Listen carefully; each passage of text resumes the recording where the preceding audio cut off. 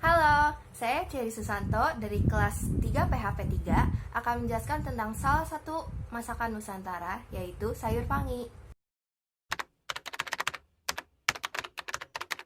Sayur pangi ini adalah salah satu jenis sayuran yang biasanya daun dan buahnya itu bisa dimakan. Cara pengolahannya itu biasanya dengan cara diiris tipis-tipis. Sayur pangi ini berasal dari salah satu provinsi di Indonesia, yaitu Sulawesi Utara, tepatnya di Kabupaten Minahasa, yang memiliki ibu kota Tondano. Luas wilayahnya yaitu 1025,85 km kubik. Kenapa sih saya memilih topik pembahasan sayur pangi?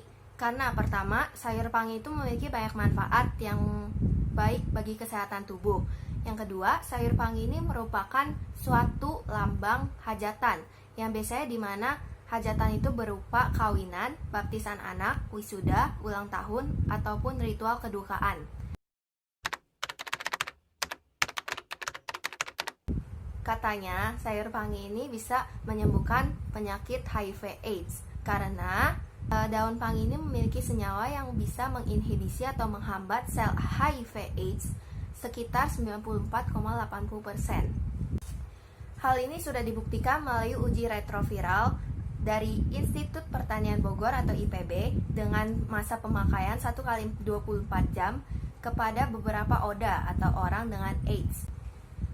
Selain dapat mengobati penyakit HIV/AIDS, sayur pangi ini memiliki manfaat untuk mengobati penyakit seperti hepatitis, asam bifat, anti kolesterol, dan penyakit degeneratif lainnya. Hal ini sudah dihakpatenkan dan didaftarkan kepada Kementerian Jenderal Kekayaan Intelektual, Kementerian Hukum dan HAM Republik Indonesia. Khasiat daun pangi ini sudah dikenal internasional dan diikutkan ke beberapa pameran kesehatan dunia, salah satunya Fifth International Conference and Exhibition on Herbal and Traditional Medicine di Inggris, tepatnya di London. Bulan April 2020 lalu, dikabarkan daun pangi ini bisa dijadikan sebagai suplemen kesehatan anti-COVID-19 karena 94,80% daya hambat virus tertinggi di dunia itu ada di daun pangi selain di golok. Kalian penasaran kan cara masak sayur pangi itu gimana? Yuk simak penjelasan saya berikut ini.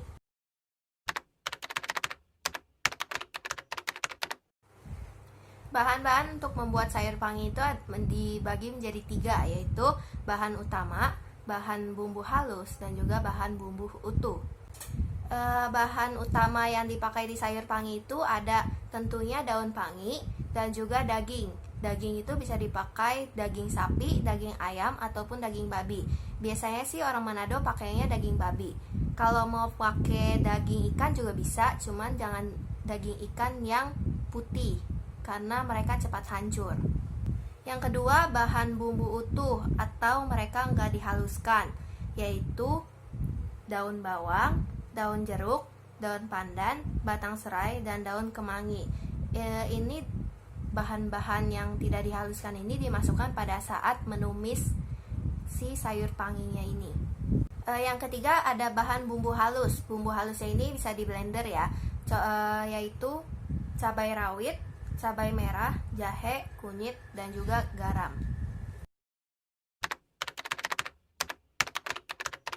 Menurut saya membuat sayur pangi ini cukup mudah ya, dengan cara yang pertama, rebus si daun pangi itu sampai empuk lalu ditiriskan.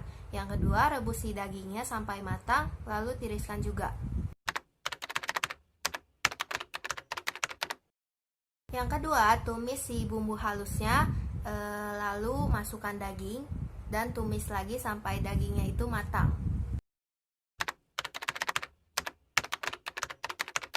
Setelah si dagingnya matang, masukkan bumbu utuh ke dalam tumisannya dan ditumis sampai layu semua. Langkah yang terakhir itu dimasukkan daun panginya, air, garam, gula, dan secukupnya. Habis itu ditumis lagi sampai bumbunya semua meresap. Selesai.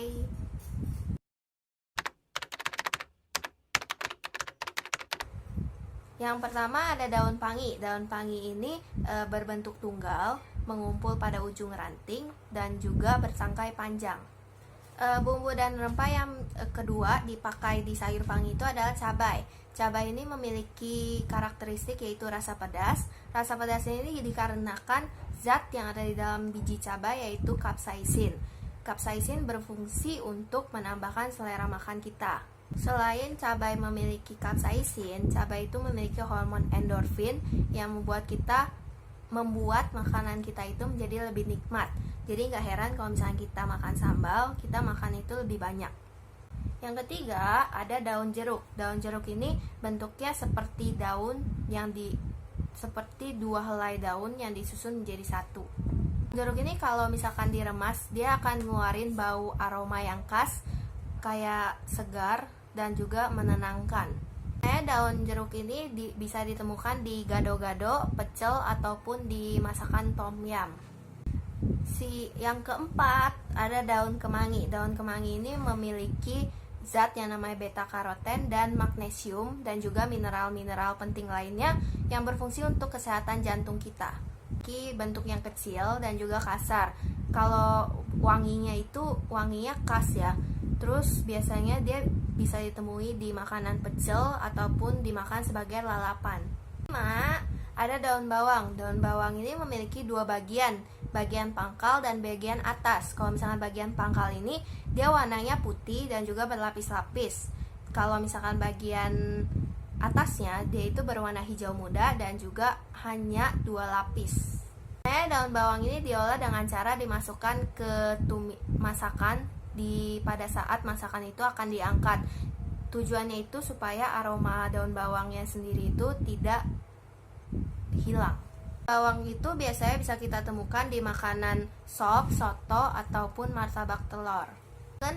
Ada daun pandan. Daun pandan ini kita tahu ya bisa dijadikan sebagai pewarna alami yang memberikan warna hijau. Kita tahu ya kalau misalkan daun pandan itu selain dijadikan pewarna alami, daun pandan bisa dijadikan untuk mengharumkan makanan, minuman, ataupun kue. Biasanya bentuk daun pandan itu ramping dan juga panjang. Untuk mendapatkan aroma dari daun pandan ataupun warna dari daun pandan biasa itu disobek, ditumbuk, ataupun diikat. Daun pandan ini bisa untuk membuat makanan seperti kolak, onde, ataupun dawet. Yang ketujuh ada serai atau serai.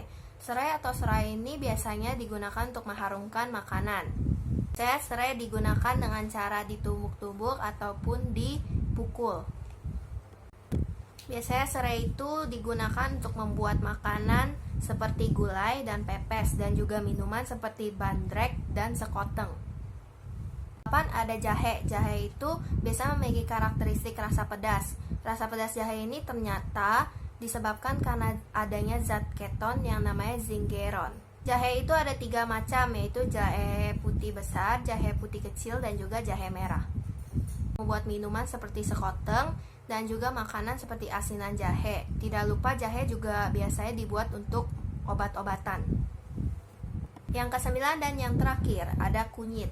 Kunyit itu kita tahu ya digunakan sebagai pewarna alami yang menghasilkan warna kuning.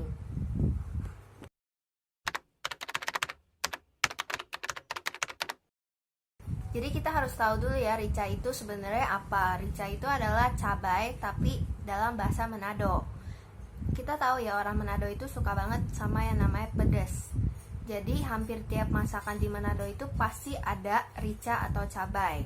Fakta menarik selanjutnya tentang rica atau cabai dalam bahasa Manado ini adalah rica itu bukan tanaman asli dari Indonesia ataupun dari Sulawesi Utara. Seperti yang dilaporkan oleh Tempo, rica ini merupakan tanaman asli dari negara Meksiko pada tahun 7800 sebelum Masehi. Rica itu ternyata merupakan tanaman liar yang ditanam oleh orang Meksiko dan menyebar ke benua Amerika. Christopher Columbus sebagai penemu benua Amerika itu melakukan ekspedisi yang dibuat oleh bangsa Spanyol sehingga dia dapat menemukan benua Amerika.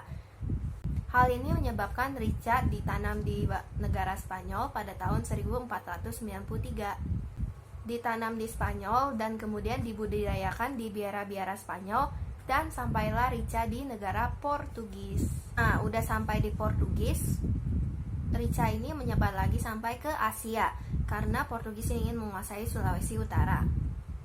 Sebenarnya bukan Portugis yang membawa rica ke Sulawesi Utara, namun bangsa Spanyol yang membawa rica ke Sulawesi Utara. Portugis saat itu hanyalah membawa tomat.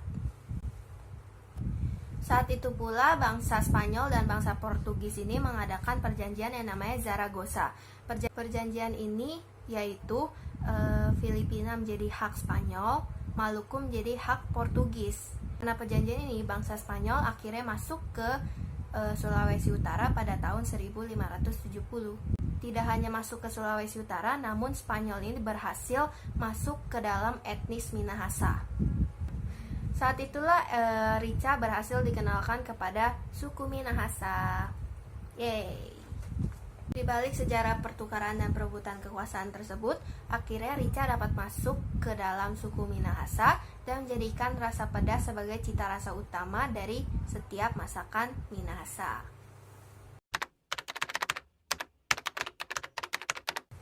Pesan dan kesan saya untuk adik-adik angkatan di bawah saya adalah masakan Nusantara itu memiliki cita rasa yang bold karena bumbu-bumbu dan rempah-rempahnya sendiri itu memiliki cita rasa yang kuat. Yang kedua adalah masakan Nusantara itu sebenarnya enak-enak loh. Kayak gak kalah enaknya sama masakan luar. Kita punya sayur asem, punya gulai, punya pepes, punya kolak, punya ketoprak, gado-gado. Itu semua makanan enak-enak. Jadi kita sebagai warga Indonesia harus bangga dengan masakan Nusantara dan harusnya kita mengenalkan masakan-masakan Nusantara tersebut ke dunia luar agar Indonesia semakin dihargai oleh dunia luar. Thank you.